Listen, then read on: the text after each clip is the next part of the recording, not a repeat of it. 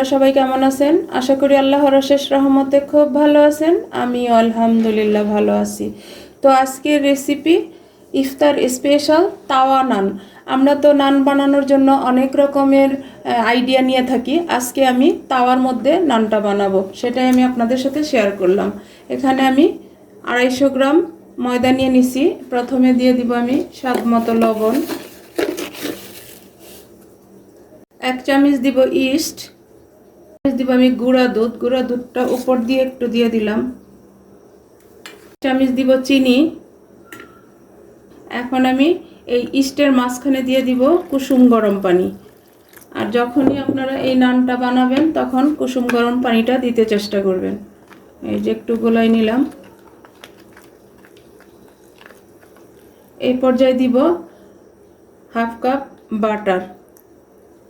আর আমরা নান খাবো বাটার দিব না সেটা তো হয় না, তাই না? বাটার তো দিতেই হবে। আর আমি তো গুঁড়া দুধ দিলাম, যদি আপনারা গুঁড়া দুধ না দিতে চান লিকুইড দুধটা দিলেও চলবে। আবার কেউ দুধ ছাড়াও বানায়, তো দুধ দিলে ফ্লেভারটা অনেক ভালো আসে। দিয়ে দিব একটা ডিম, দিয়ে ডিমটাকেও ভালোভাবে মিশিয়ে নিব। এখন চামচটা ছেড়ে আমি হাতে মাখা শুরু করব। হাতের কাজ হাতে না হলে ভালো হয় না, তাই না? তাহলে আমি নান রুটির ডোটা রেডি করে নিব।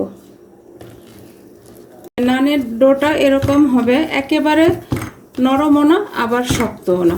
এখন এটার উপরে একটু আমি তেল দিয়ে দিব, দিয়ে এটাকে আমি আধা ঘন্টার জন্য রেস্টে রেখে দিব। 30 মিনিট পরে আসলাম। দেখেন মাশাআল্লাহ আমার আজকের তাওয়া নানের ডোটা একেবারে অ্যাক্টিভ হয়ে গেছে। দেখেন মাশাআল্লাহ মাশাআল্লাহ। এখন এটাকে আবার একটু মথে নিব। এই যে আমার ডোটা মথে নেওয়া হয়ে গেল। এখন আমি লিচিগুলো কেটে নিব। এই যে যে যতটুকু বড় সাইজ করতে চান অতটুকু করে নেবেন। লিচিগুলি কেটে নিলাম। এখন আমি তাওয়া নানগুলা বানানো শুরু করব। এই যে একটু ময়দা ছিটাই দিলাম, এখন বেলে নিব। আর নান কিন্তু 2 রকমের হয়, লম্বা হয়, গোল হয়। তো আজকে আমি গোলটাই বানাবো।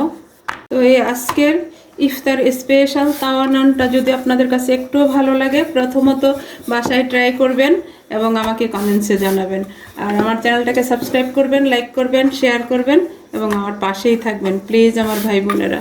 আর যারা ফেসবুক পেজ থেকে দেখতেছেন তারা পেজটাকে লাইক, শেয়ার, কমেন্টস করে দিবেন।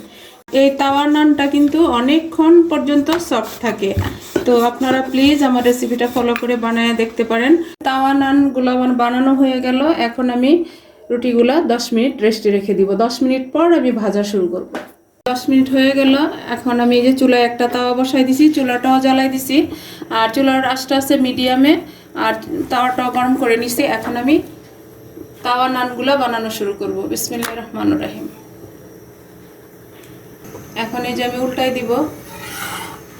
একেবারে সহজ এই নান রুটিটা বানানো। যেমনি সফট হয় তেমনি একদম ধবধবা সাদা হয়, দেখতেও সুন্দর, খাইতেও টেস্টি। তো প্লিজ এই ইফতারে আপনারা অবশ্যই রাখতে পারেন। আশা করি ভালো লাগবে, নিরাশ হবেন না। আর বাহির থেকে কিনেও খেতে হবে না। আবার আমি উল্টাই দিব। দেখেন মাশাআল্লাহ একেবারে ফুলকো ফুলকো নান।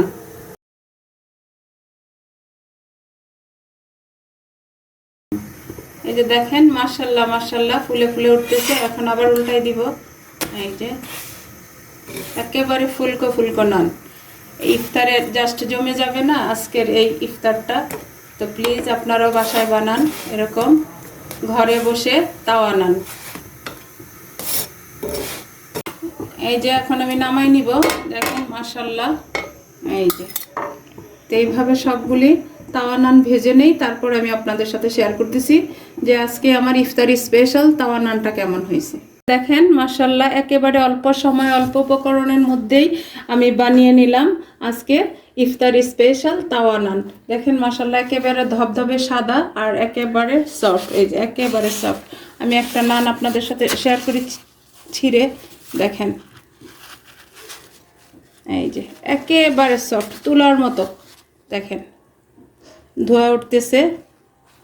এই যে একেবারে সফট, হাতে মানে দেওয়ার সাথে সাথেই কিন্তু ছিঁড়ে যাচ্ছে। তো আজকে আমার এই তাওয়া নান যদি আপনাদের ভালো লাগে অবশ্যই আমাকে কমেন্টসে জানাবেন। তো যাই হোক, আজকে আমার এই ইফতারি স্পেশাল তাওয়া নান বানানো শেষ হয়ে গেল। আমি আপনাদের কাছ থেকে বিদায় নিব, আবার নতুন কোনো রেসিপি নিয়ে আসব। আল্লাহ হাফিজ।